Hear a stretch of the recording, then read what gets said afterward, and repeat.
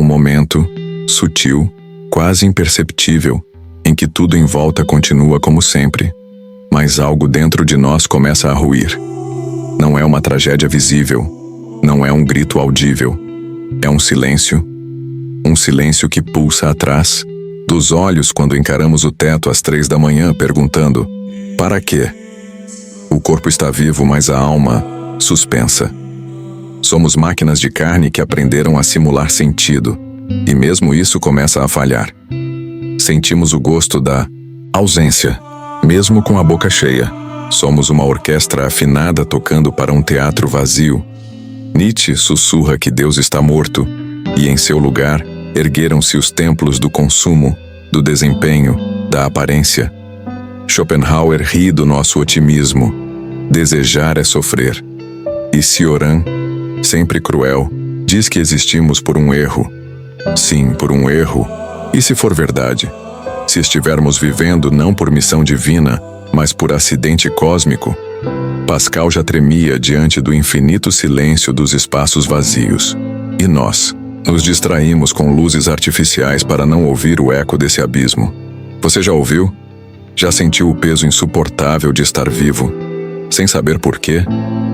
Hoje, te convido a caminhar comigo pelos corredores escuros do pensamento. Vamos tirar a máscara da normalidade e olhar nos olhos da angústia que todos tentam esconder. Não prometo respostas, nem alívio, mas prometo verdade.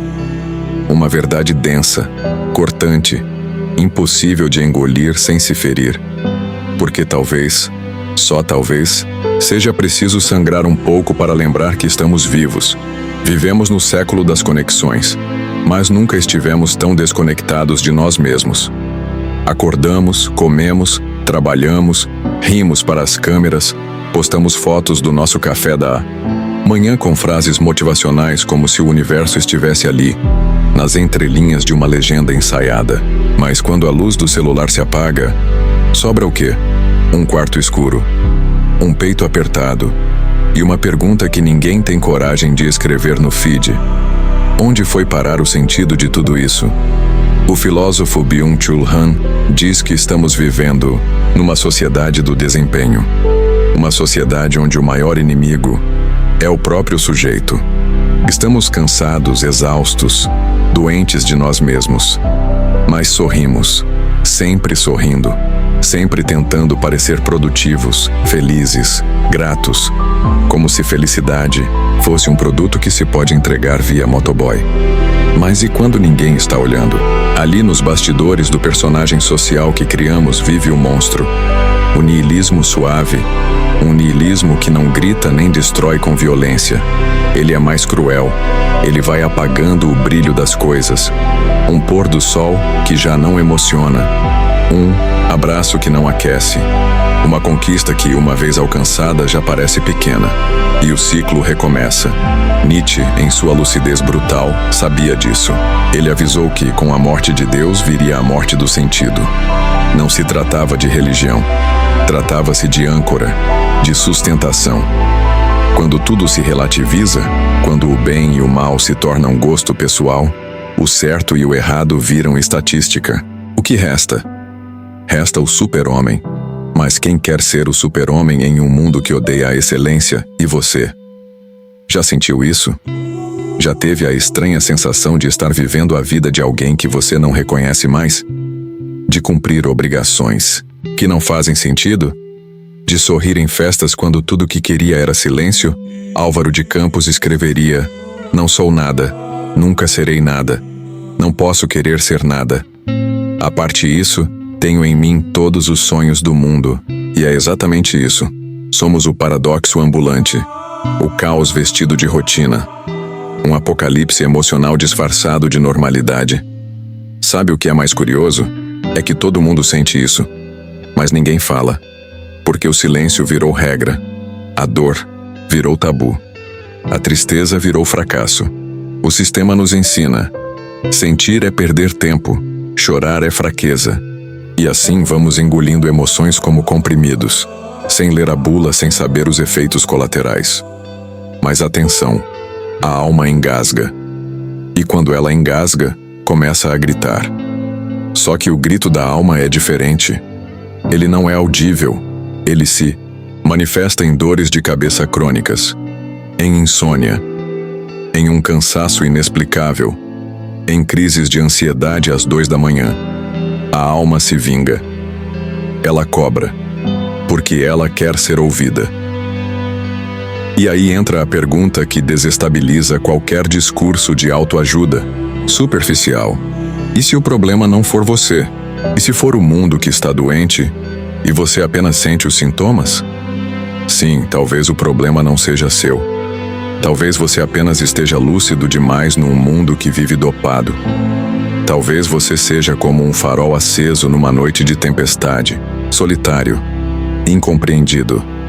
Mas Real Cioran dizia que o maior erro foi termos nascido. Pode parecer extremo, mas pense, e se o erro não foi nascer, mas esquecer o porquê de estarmos vivos? Olhe ao seu redor, repare nas pessoas andando na rua. Olhos baixos, passos apressados, cada uma delas carregando um universo inteiro de dúvidas, frustrações, perguntas sem resposta. E todas fingindo que está tudo bem, porque ninguém quer ser o primeiro a dizer: eu não aguento mais. Então eu digo por você, nós não aguentamos mais. Não aguentamos mais viver como se a vida fosse um currículo. Não aguentamos mais a obrigação de parecer felizes. Não aguentamos mais performances vazias em nome de uma felicidade que ninguém sente de verdade. Chega, é preciso parar, respirar, silenciar o ruído do mundo para ouvir o que a alma sussurra. Aí começa a verdadeira revolução. A revolução não é política, não é tecnológica, não é econômica, é espiritual. É o retorno àquilo que foi esquecido, o silêncio, a contemplação, o olhar sincero, a dor assumida, o pensamento livre. Você já se perguntou: e se eu deixasse de fingir? E se por um dia você parasse de se sabotar, de se esconder, de se culpar? E se você descobrisse que esse vazio dentro de você não é um buraco, mas um útero? Sim, um espaço de gestação, de criação, de reinício. Mas antes do renascimento, vem a escuridão, e nela você não está só. Estamos juntos nesse túnel. E se você chegou até aqui, é porque, no fundo, você quer sair dele. Mas sair diferente, mais lúcido, mais forte, mais real. Agora me diga, você tem coragem de continuar? Porque o que vem a seguir não vai ser leve, mas vai ser verdadeiro. Você já reparou como, em algum momento, viver se tornou uma espécie de atuação? Um teatro em que todos sabemos que estamos fingindo, mas ninguém ousa sair do personagem? Nos venderam a ideia de que ser você mesmo é o ápice da liberdade. Mas quem é esse você? Um perfil com foto? Um resumo no LinkedIn? Um avatar moldado a partir dos algoritmos que sabem mais sobre nós do que nossos próprios pais? Onde termina o que você sente e começa o que você foi programado a sentir? Vivemos em um labirinto de espelhos, todos quebrados. Cada reflexo distorcido.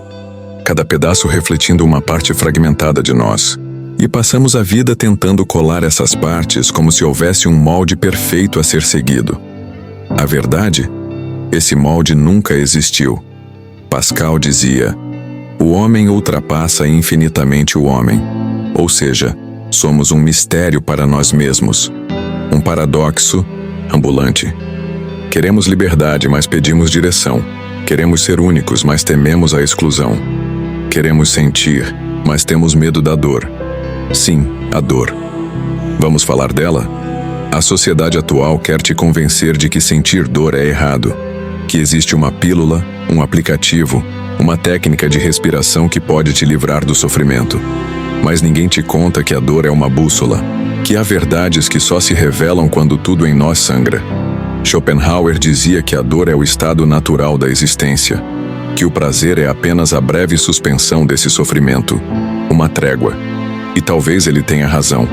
Talvez seja justamente no fundo do poço que brota a única lucidez possível, a de que estávamos adormecidos. Pense comigo, e se o vazio que você sente não for um defeito, Mas um sinal de que sua alma está tentando te acordar? Sim, porque esse vazio tem nome, tem textura, tem cheiro. Ele aparece nas tardes de domingo, nos fins de festa, na segunda-feira de manhã. Ele te visita como um velho conhecido e sussurra: nada disso está certo. E você finge não ouvir. Liga a televisão, abre o Instagram, sai para correr, trabalha mais. Mas ele volta, sempre volta, porque o vazio tem uma missão: te forçar a confrontar o que você se tornou. Já percebeu? Como vivemos correndo? Correndo atrás de metas, de reconhecimento, de alguém que nos diga que somos bons o bastante. Mas o que realmente estamos perseguindo é a fuga de nós mesmos. O filósofo Kierkegaard dizia que o homem é a síntese do infinito e do finito. Somos aspirantes ao eterno, presos em corpos que envelhecem e mentes que se cansam. Queremos fazer sentido em um mundo que vive dizendo que sentido é perda de tempo. Mas há algo que você precisa saber. Esse desconforto, essa inquietação, essa angústia que você tenta calar, ela não é um erro. Ela é o chamado.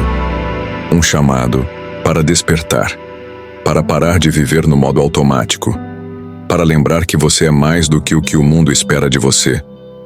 Você já se perguntou: se ninguém estivesse me olhando, quem eu seria? Não com o filtro, não com a pose, não com a armadura. Quem você seria nu, cru, despido de expectativas externas? Essa pergunta é perigosa, porque ela destrói tudo o que foi construído sobre a ilusão. Mas também é libertadora, porque só se constrói algo novo a partir das ruínas.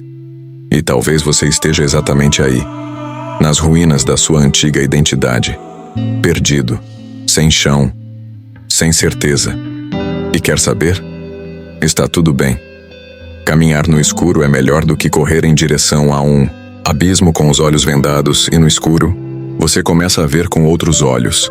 Começa a sentir o que antes era abafado. Começa a lembrar de coisas que esqueceu de sentir. Você percebe que, na verdade, a dor não quer te destruir. Ela quer te purificar. Nietzsche disse: você precisa ter caos dentro de si para dar à luz uma estrela dançante. Talvez essa estrela ainda não tenha nascido. Mas o caos, esse já está aí. E se você chegou até aqui, talvez já tenha percebido que o verdadeiro colapso não é quando tudo desmorona por fora, mas quando você percebe que nunca existiu alicerce algum. A vida moderna se sustenta sobre 3 pilares podres: pressa, aparência e produtividade. Mas a alma se alimenta de silêncio, presença e verdade. E ninguém nos ensinou a lidar com isso. Porque uma alma desperta é perigosa, ela questiona, recusa, quebra padrões. Ela não obedece, e o sistema odeia quem não obedece. Por isso, você vai ser chamado de estranho, de louco, de sensível demais. Mas lembre-se, só se incomoda com a dor quem ainda está vivo. Os mortos por dentro, esses, já aceitaram o papel no teatro, mas você ainda sente. E isso é sua força. Agora escute bem. Não há respostas prontas. Não há fórmulas mágicas. Mas há um caminho de retorno. Retorno ao que é essencial, ao que foi esquecido, ao que pulsa em você desde sempre. E esse caminho não se percorre com os pés, mas com coragem. E então, você continua comigo? Porque no próximo trecho vamos encarar o espelho de frente, sem filtros, sem máscaras. A verdade te espera. E agora que você ouviu tudo isso, o que vai fazer? Vai continuar fingindo que está tudo bem? Vai levantar da cadeira, ajeitar o cabelo, vestir sua máscara e seguir atuando no teatro da vida, como se essas palavras não tivessem tocado nada dentro de você? Ou vai parar por um segundo e sentir o que está pulsando aí dentro agora? Esse incômodo, essa inquietação, esse sussurro, isso é sua alma batendo na porta. Isso é você tentando nascer de novo. Mas nascer dói. Dói como nunca. Porque exige deixar para trás tudo o que você foi. e reconstruir-se do zero. Mas me responda com sinceridade: você quer mesmo viver uma vida que não é sua? Ou quer finalmente assumir o risco de ser real? Este foi só o começo. Mas cuidado, a verdade é uma lâmina, e só corta quem tem coragem de tocá-la. Então, se você está pronto para ir até o fim, responda com um sim.